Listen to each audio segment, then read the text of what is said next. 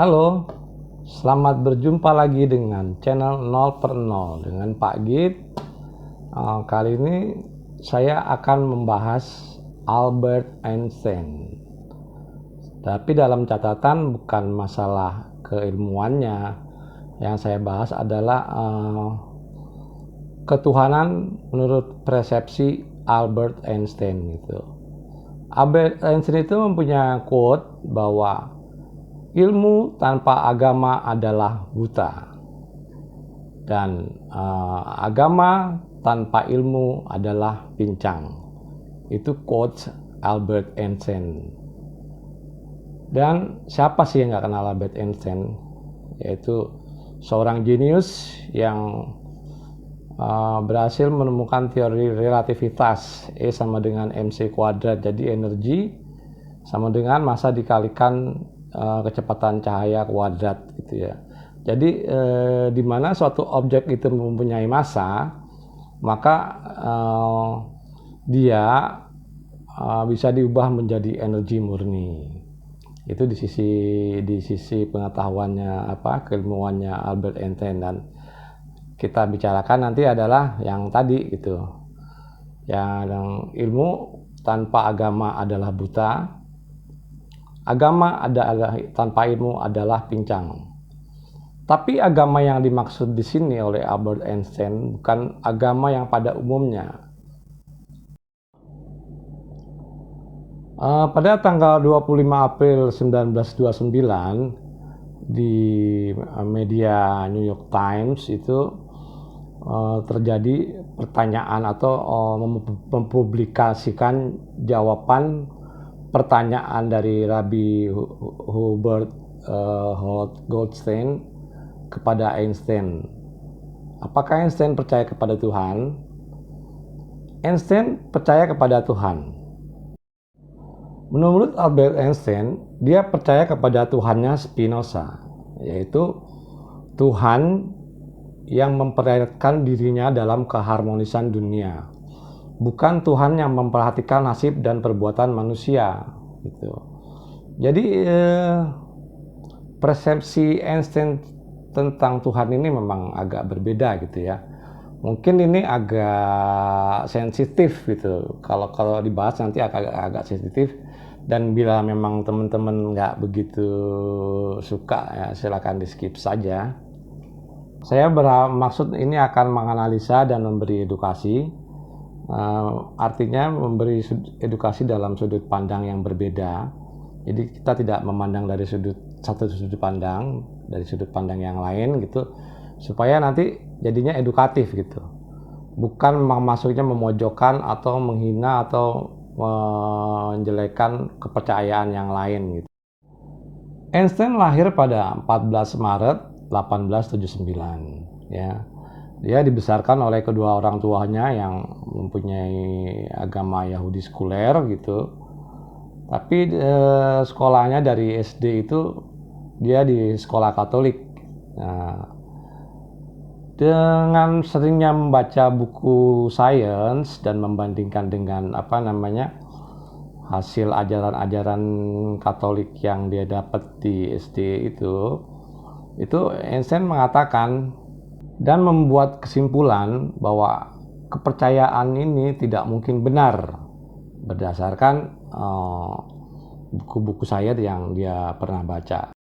Pada suatu saat gitu ya, dia melihat suatu malam ya, dia melihat ke arah luar angkasa, ke langit. Jadi dia menganalisa bahwa di luar sana ada sesuatu hal yang independen, dan itu bisa diakses secara ilmu pengetahuan.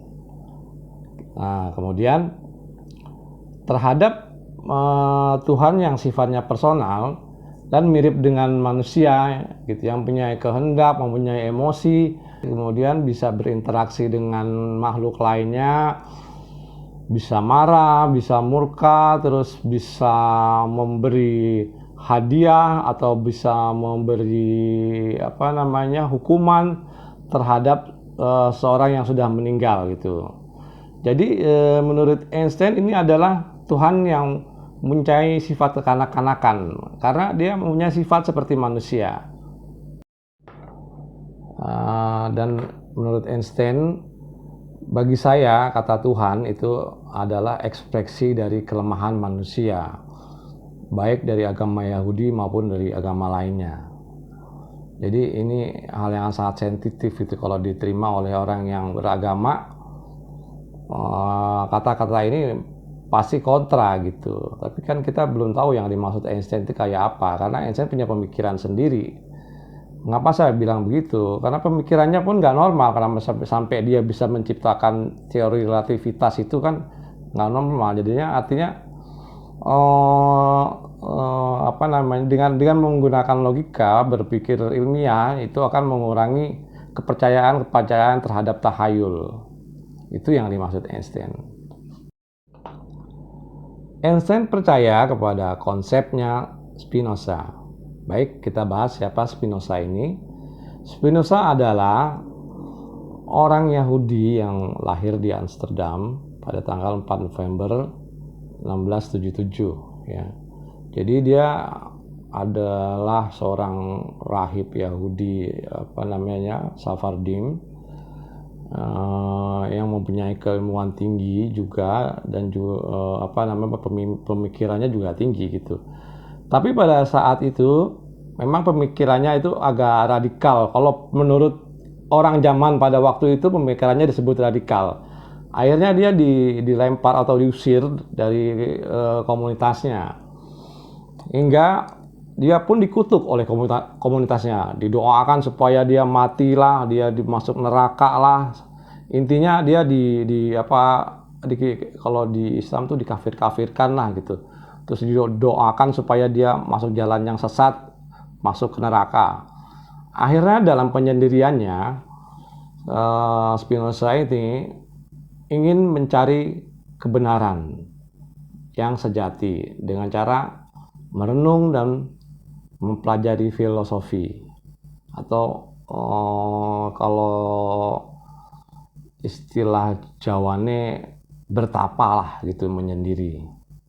Hasil dari renungan Spinoza yaitu adalah being is one, many is one, atau keberadaan adalah satu, banyak adalah satu.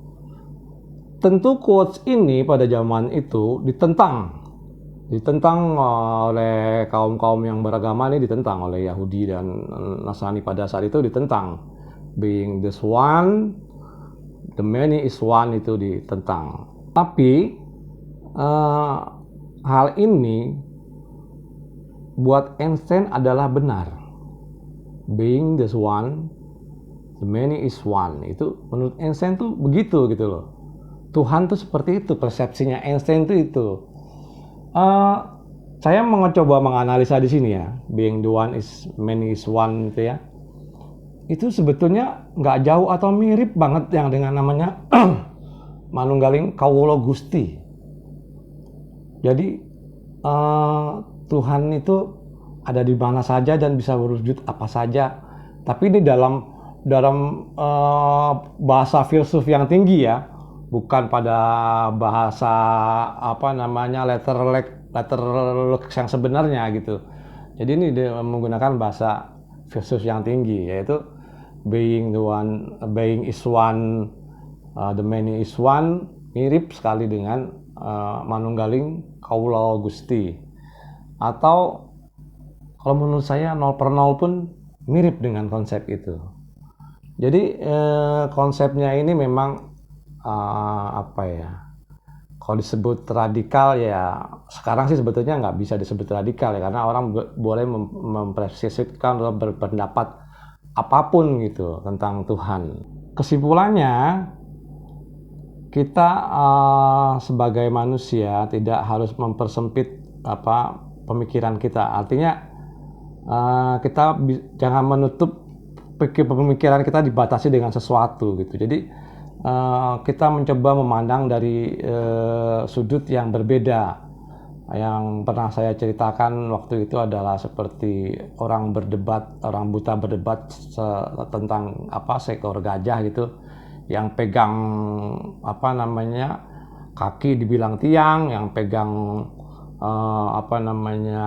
belalai dibilang ular, terus yang megang telinga itu dibilang payung gitu. Jadinya kalau kita menyatakan sesuatu kita paling benar itu juga nggak benar menurut saya. Kita harus berdiskusi dan belajar memandang sesuatu dalam sudut pandang yang lain.